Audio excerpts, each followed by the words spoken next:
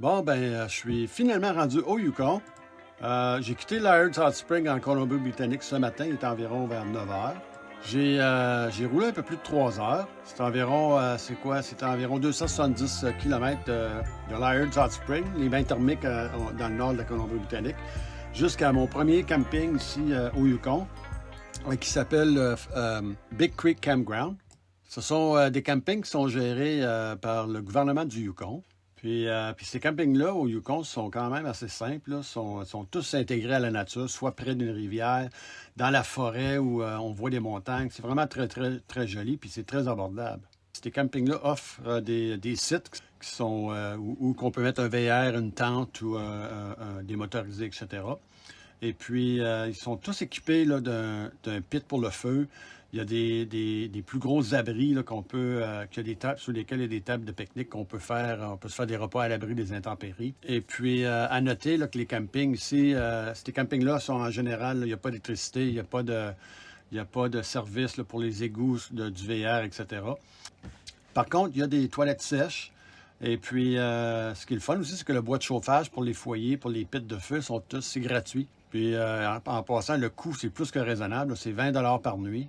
Et puis, la manière que ça fonctionne, ici, ça fonctionne. Il n'y a pas personne là, à l'entrée du camping. Ça fonctionne sur le principe de la confiance. Par contre, le lendemain, tous les matins, il y a un préposé qui passe, qui prend les enveloppes. Dans une boîte sécurisée à l'entrée du camping avec vos informations personnelles, genre le numéro de votre plaque, votre province, d'où est-ce que vous venez. Et puis, bien sûr, si vous êtes là pour 2 nuits, vous avez coché 2 nuits, vous devez avoir 40 $ dans l'enveloppe. Bon, avant de partir, je vais faire une petite virée du camp. Là. Je me suis aperçu hier, quand je suis arrivé, qu'il y avait des gens qui avaient laissé des canettes vides et puis quelques déchets. Donc, mais je n'en reviens pas. Là, la poubelle est à quoi? Même pas 30 mètres. Là. Donc, je vais ramasser, je vais aller les mettre dans la poubelle moi-même. Je suis prêt à reprendre la route. Il me reste à sécuriser mes objets là, dans la remorque pour pas que ça revole pendant le trajet.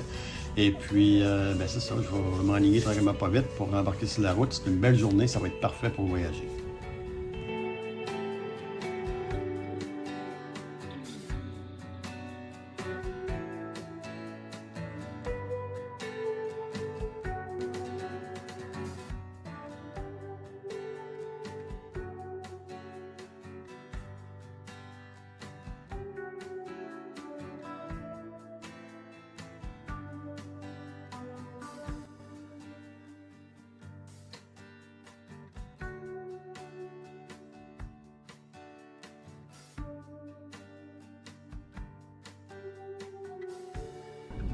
Tournez à droite pour rejoindre Tourville Road.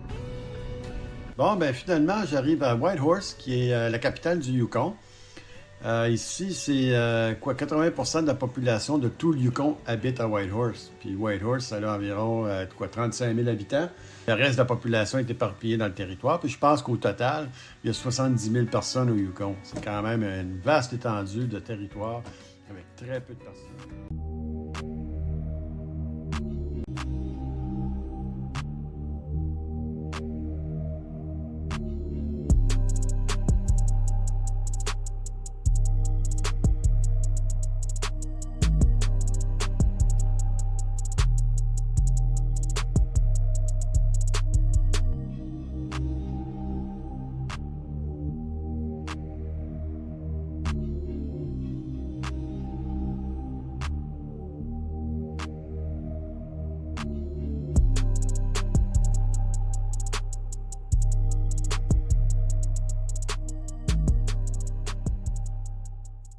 Me voici finalement arrivé au Walmart Whitehorse. J'avais l'intention de coucher ici ce soir comme dans le passé. C'était permis de camper dans le stationnement, mais finalement, avoir le peu de VR qui sont dans le stationnement, je pense que c'est maintenant rendu interdit. Puis après avoir vérifié en ligne, mais comme de fait, c'est interdit. Donc, j'ai fait mes provisions. Je suis quand même retourné sur la route, puis je vais me trouver un spot plus loin à dehors de Whitehorse. Nous avons 340 km, continuez tout droit.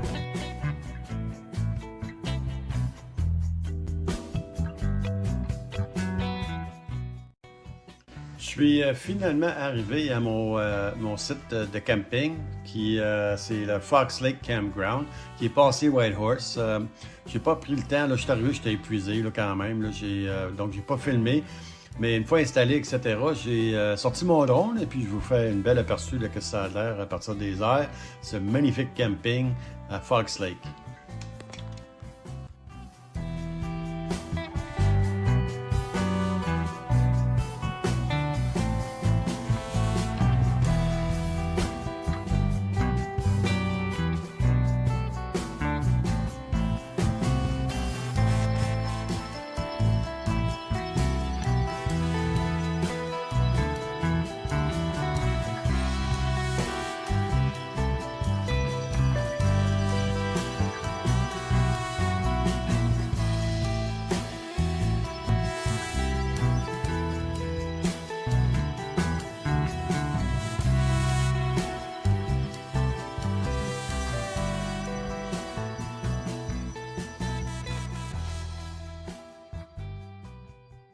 À gauche, c'est la fameuse rivière Yukon, environ 3185 km. Elle traverse tout le Yukon, entre en Alaska pour finalement se jeter dans la mer de Bering. Ça a été une voie de navigation cruciale pendant l'arrivée vers nord du Klondike.